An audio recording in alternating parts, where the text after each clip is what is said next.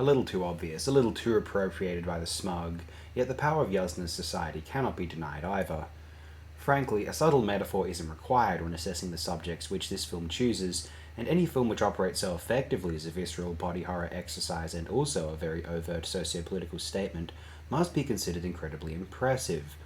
When those who are drawn to the splatter reputation are subsequently considering the sickness inherent in class-based society, this film of the same name is to be vastly celebrated.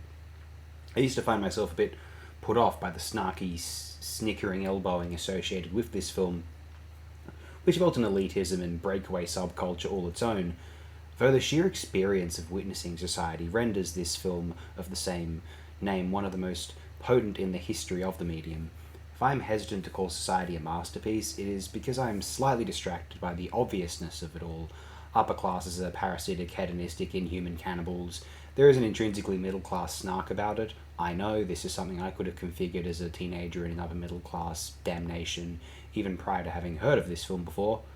There's a part of me that feels, how good can this be? This is something I would have thought of in adolescence and then abandoned because it felt too imbued with my own destructive resentment.